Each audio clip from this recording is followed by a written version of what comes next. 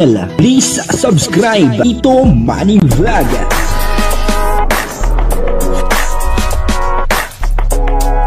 Payagan po si Tito Manny Vlog na mag-reactor para pambiling gamot sa kanya pong karamdaman. Wala man siyang records ng ng away. Medyo malakas na po ang ulan dito sa amin at may paparating pong bagyo ngayon. Pero magre-reaction po tayo ngayon dito kay Beyonce at kay Kalingap Edu. Sabi po ni Kalingap Edu ay gusto raw po siyang masolo ni Beyonce. Grabe na to. Talaga nga naman, totoo ba to? Panoorin po natin yung video at aalamin po natin kung bakit sinabi ni Kalingap Edu na gusto siyang masolo ni Beyonce. Pero bago po yan, siyempre ako muna po bumabati sa inyo lahat ng magandang umaga, magandang tanghali at magandang gabi sa inyong lahat mga kapatid. Saan man kayo ng panig ng mundo naroon ngayon ay mag-iingat kayo palagi at pagpalain kayo ng ating Panginoon. Maraming salamat din po sa patuloy na tumatangkilik sa aking YouTube channel at nanonood sa aking video reaction. Patuloy lang po natin suportahan sila Kuya Bal Santos Matubang, Kalingap Rab, Ate Edna Vlog, Jack Tapia at yung mga kasamahan ko pong reactor sa Kalingap. Gayon din po yung mga charity vlogger na Kalingap partner. Ito po yung video na kung saan ay sinabi ni Kalingap Edu na gusto daw po siyang masolo ni Beyonce. Grabe si Kalingap Edu talaga. Ang kabuuan po ng video ito ay mapapanood po natin sa YouTube channel ni Kalingap Edu. Ito po yung video. Wala nang tao. Gusto mo ako masolo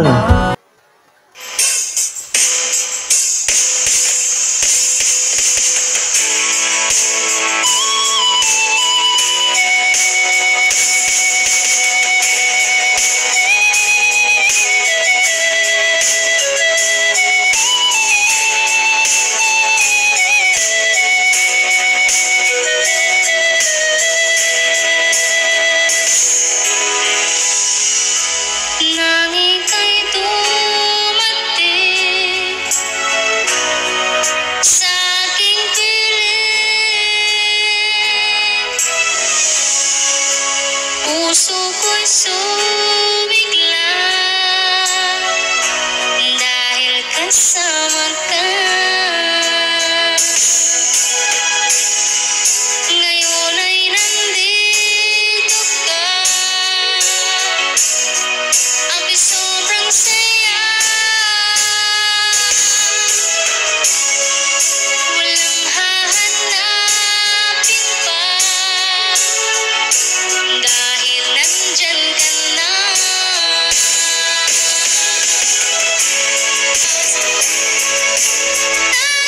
Ikaw lang ang laman ng isipan, ang puso ko'y nabihag mo, mahal ko. Ang aking damdamin napuno ng saya mula nang makilala ka, mahal ko.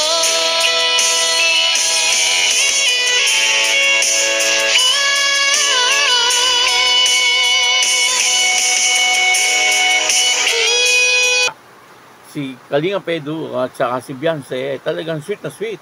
At ang sabi po ni Kalingap Edu ay gusto mo yata akong solo. Sinabi niya po yun. Pero yun po ay joke lang.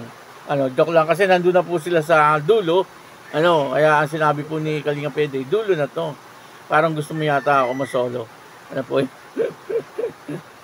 Joke lang po yun ni Kalingap Edu. Wala namang ganon.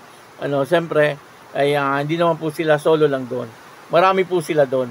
At dito ay nakita po natin na talagang si Beyonce ay komportable na po kay Kalingap Edu. Siyempre sa tagal na po ng EDC, hindi pa po maging komportable etong si Beyonce kay Kalingap Edu.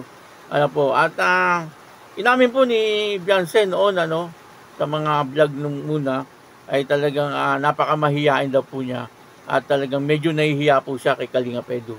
Ano, at inamin din po ni Beyonce, doon po sa kanyang ina, na talagang crush niya etong si Kalinga Edu. Ano po, at doon sa huling vlog, nung birthday niya, tinanong ni Boss Alvin kung magpapakasal po siya, ay kanino niya po gusto magpakasal.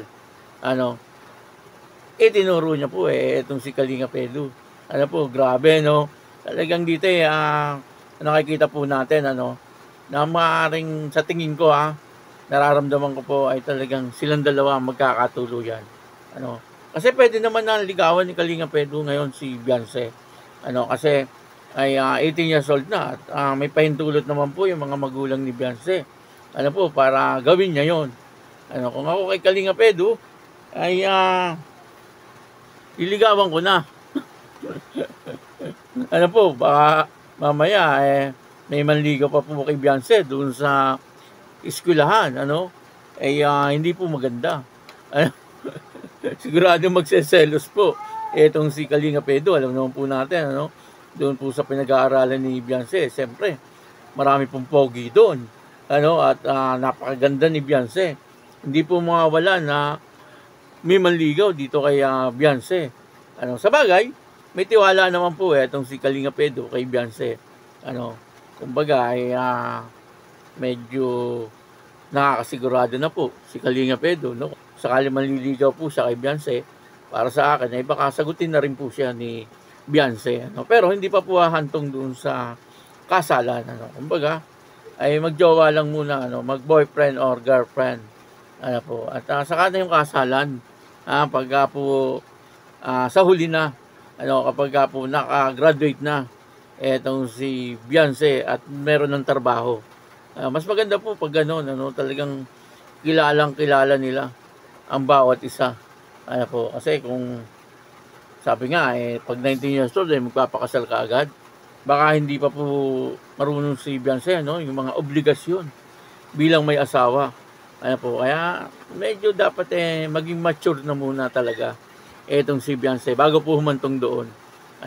Marami po nagsasabi na magpakasal na nga daw po itong dalawa. Pero siyempre isipin din po natin yung kalagayan ni Beyonce. At doon po sa bandang huli ay parang may kasalan na nangyari. At meron pong wedding ring na isinuot si Kalinga Edu dito kay Beyonce. Alam po natin na magkakatotoo po yung bandang huli. Kung yun po ay kalooban ni Lord. Pero kung hindi po kalooban at hindi po sila para sa isa't isa, wala naman po tayong magagawa doon. Kaya yun, maraming salamat po sa inyo lahat. At ako po si Tito Manny Vlog na nagsasabing God bless you all. Diyos mabalos.